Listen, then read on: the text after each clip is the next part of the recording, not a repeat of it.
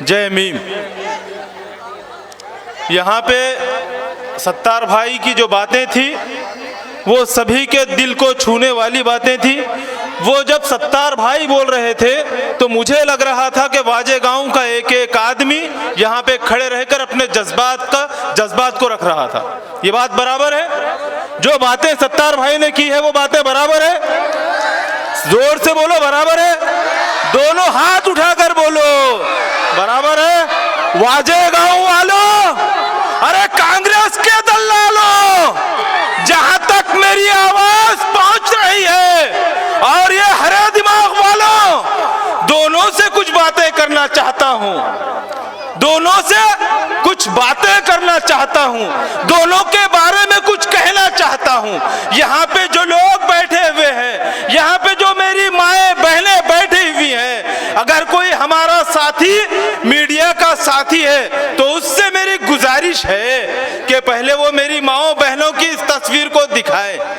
जो कौम के दलाल, जो कौम के गद्दार आज ये कह रहे हैं कि वंचित बहुजन आघाड़ी को हमारा पिछड़ा समाज, हमारा दलित भाई, हमारी महिलाएं वोट नहीं करने वाली हैं, तो ऐसे दलालों को आज की ये फोटो दिखाओ। पहले हमारी माएं बहनें, जब एक बात कहूंगा, 2019 के चुनाव में पहली मर्तबा आदरणीय बाला साहेब अम्बेडकर ने फारूक अहमद साहब को नांदेड़ दक्षिण से अपना उम्मीदवार बनाया था, तो सबसे पहले करबला के पास पहली सभा फारूक अहमद की हुई थी।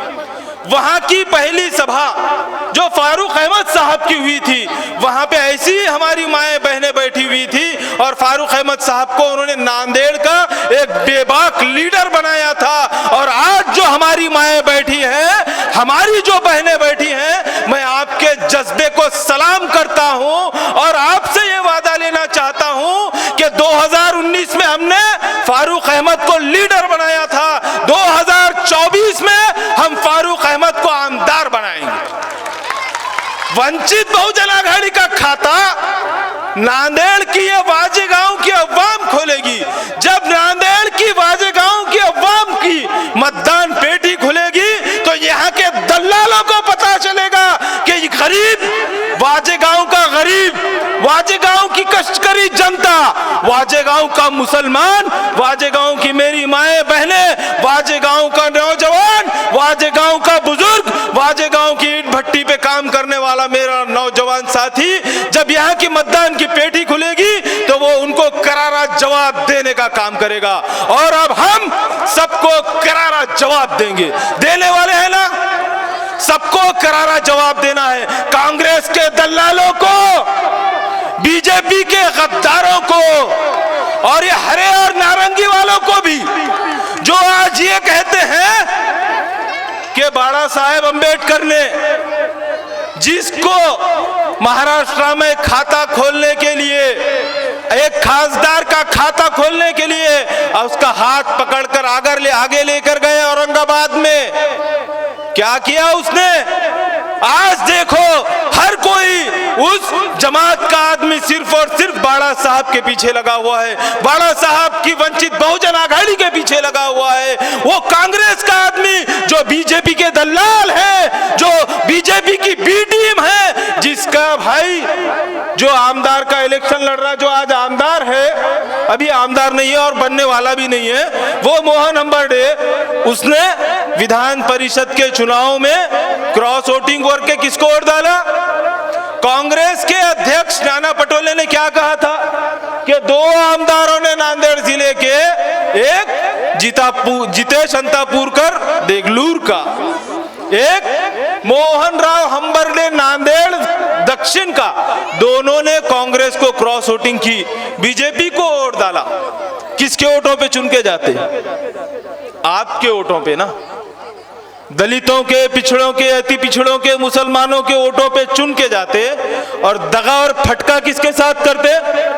आपके और मेरे साथ करते। ऐसे गद्दारों को हमको क्या करना है? सबक सिखाना है कि नहीं सिखाना है?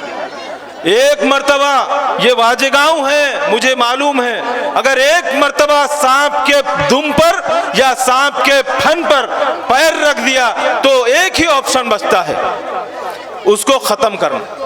तो यहाँ के जो नेवले हैं, यहाँ के जो सांप है, जो फन निकाल कर आपके और मेरे सामने नागिन डांस कर रहे हैं, उनको हम कुचलने वाले हैं कि नहीं कुचलने वाले? पैर रख दिए तो कुचलना तय है और फारूक अहमद की जीत तय है। तो मैं कहता हूं जय वंचित, तो आपको कहना है तय वंचित। अरे जय वंचित, अरे जय वंचित, तय वंचित कहना है। क्या कहना है? तय वंचित। इस मर्तबा वंचित बहुजन आघाड़ी को जीत से कम कुछ नहीं चाहिए, जीत से कम कुछ नहीं चाहिए। मैं नांदेड़ के वाजेगांव के एक एक मुसलमान से, नांदेड़ के वाजेगांव के एक एक हमारे भाई से, हमारे नांदेड़ के एक एक अम्बेडकरी समाज से आज ये वादा लेना चाहता हूं, जितना जुल्म हमारे खिलाफ हुआ है, जितना जुल्म हमारे ऊपर हुआ है, सत्तार भाई ने अभी कहा कि कमान बनाने वाले थे, क्या हुआ उस कमान का? यहाँ के विकास का क्या हुआ? ये भी एक जुल्म है। हम रोड, नाली, ड्रेनेज, सड़क, पानी ये तो बनाएंगे, लेकिन आपको शिक्षा की, बाबा साहेब अम्बेडकर ने क्या कहा है? शिका संगठित हुआ आणि संघर्ष करा, ये जो फार्मूला है, शिका हमको पढ़ना है। फारूक अहमद जब आमदार बनकर जाएंगे, यहाँ के मेरी गयूर मुसलमानों से कहता हूँ, यहाँ के हमारे दलित भाइयों से, अम्बेडकरी समाज से कहता हूँ कि फारूक अहमद जो काम करेंगे, अगर आपके बच्चों के हाथ में पेन और कापी होगी, ईंट का टोकरा नहीं, रेती का ढक्के पे नहीं, आपका नौजवान, आपका बच्चा सबसे पहले अगर कहीं जाएगा तो अच्छे स्कूल में जाएगा, और अच्छे स्कूल को अच्छा स्कूल बनाने के लिए मैं आपसे वादा करता हूं। मेरा नाम मोहम्मद कासिम है, मैं खड़गपुरे में रहता हूं, आप मेरी कॉलर पकड़ सकते हैं। यहाँ पर बैठा हुआ कोई भी नगर सेवक नहीं है यहाँ पे, लेकिन नगर के सेवक हैं, नगर की सेवा करने वाले लोग हैं, इसलिए आपको उनके पीछे खड़ा होना पड़ेगा, उनकी बातों को समझना पड़ेगा, उनके कांधे से कांधा लगाकर अगर हम सीखना चाहते हैं, पढ़ना चाहते हैं, बाबा साहेब अम्बेडकर ने जो कहा है शिका, अगर वो हम करना चाहते हैं तो हमको एक आमदार की जरूरत है कि नहीं है? आपसे मैं ये सवाल पूछना चाहता हूं। आपने जिन जिन को चुन कर दिया, ये मोहन हम्बर्डे, आप बताइए कभी शिक्षा के मैदान में काम किया? कभी आपके बच्चों की तालीम कैसी चल रही है पूछा? लेकिन फारूक अहमद जब आमदार बनकर जाएंगे तो पहला काम और आखिरी काम वो करेंगे कि आपके बच्चों की तालीम अच्छी होगी, आपके बच्चों के हाथों को रोजगार मिलेगा। मैं देखता हूं वाजेगांव के अंदर तो किसके लिए मशहूर है? तो सिर्फ और सिर्फ ईंट भट्टी के लिए मशहूर है। ईंट किस मेहनत से बनाई जाती है उसका दर्द मैं जानता हूं। कितनी मेहनतों के बाद, जमीन को खोदने के बाद, उसकी मट्टी निकालने के बाद, जमीन को गर्म करने के बाद जिस तरह से ईंट बनाई जाती है, आदरणीय बाबा साहेब अम्बेडकर ने भी उसी मुसीबतों के साथ आपके समाज को, बाबा साहेब अम्बेडकर ने भी उसी मुसीबतों के साथ 1927 में जब उन्होंने मनुस्मृति को चलाया था, वही मुसीबतें आज भी है। अगर हमें दहन करना है तो आज हम 20 तारीख को गैस सिलेंडर के बटन पर अपना बटन दबाएंगे, अपना वोट डालेंगे और इनका दहन करेंगे। करने वाले हैं कि नहीं करने वाले हैं? ये राक्षसों को, ये रावणों को जो हमारे बीच आते हैं, जिन्होंने अक्षय भालेराव की हत्या के प्रकरण में खड़े हुए हैं, जो उसको बचाने के लिए मोहन हम्बर्डे ने साथ खड़ा हुआ है, उनके फन को कुचलने का काम आपको 20 तारीख को करना है।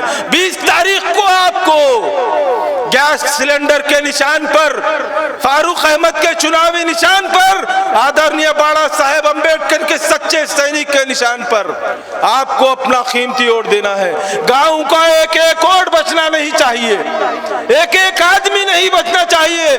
पीछे से नौजवान साथी हाथ उठाकर बता रहे हैं। मैं आपसे कहता हूं, लाज रख लीजिए, एक मर्तबा इज्जत रख लीजिए। आप आपकी इज्जत रखिए, हमारी इज्जत रखिए। हम इज्जत वाले लोग हैं, जिल्लत से डरते हैं। अगर हम इज्जत वाले नहीं होते तो यहाँ पे शतरंजी पे नहीं बैठते और कहीं ना कहीं 200-500 में बिक जाते। लेकिन हम इज्जत वाले लोग हैं, इज्जत से जीना जानते हैं और इज्जत से अपनी कमाई कमाते हैं। 2 वक्त की रोटी खाते हैं और मेहनत करेंगे, 2 वक्त की रोटी खाएंगे, हक हलाल की खाएंगे और फारूक अहमद को जिताएंगे। हक हलाल की खाएंगे और फारूक अहमद को जिताना है। आदरणीय बाड़ा साहेब अंबेडकर के हाथों को मजबूत करना, आदरणीय बाड़ा साहेब अंबेडकर को हाथों को मजबूत करना है। आदरणीय बाड़ा साहेब अंबेडकर ने, मेरे मुसलमान भाइयों, जब यहाँ पे आलमगीर औरंगजेब रहमतुल्लाह अलैह के बारे में बातें कही जा रही थी, तब लोकसभा में खासदार कौन था और औरंगाबाद से,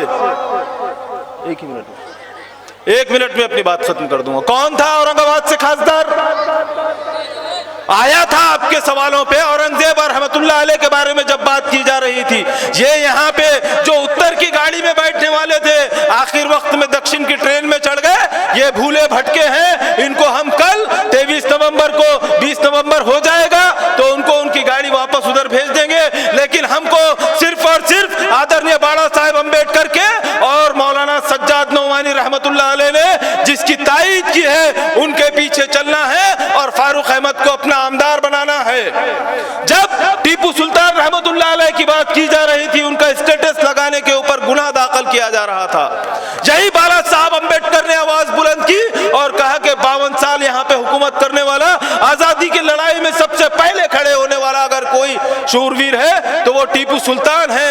ऐसी बातें कहने वाले मेरे मुसलमान भाइयों, आज तुमको वर्गलाया जा रहा है, झूठी सच्ची बातें बताई जा रही हैं, आपको इसलिए झूठ फैला रहे हैं। वो जानते हैं कि नांदेड़ दक्षिण के अंदर सिर्फ और सिर्फ सिलेंडर चलने वाला है, इसके लिए परेशान है, आपको झूठी बातें बता रहे हैं, आपको आदरणीय बाड़ा साहेब अंबेडकर के बारे में झूठ बता रहे हैं। मैं वो झूठों से कहना चाहता हूं, अगर तुम्हारे अंदर, तुम्हारे मुंह में जो जबान है, अगर तुम्हारे दिल के अंदर ईमानदारी है तो ये क्यों नहीं कहते कि इस महाराष्ट्र के अंदर अगर आलमगीर रहमतुल्लाह अलैह, औरंगजेब रहमतुल्लाह अलैह के लिए सबसे पहले किसी ने आवाज बुलंद की तो वो फारूक है, वो आदरणीय बाड़ा साहब अंबेडकर ने की। ये सच क्यों नहीं कहते?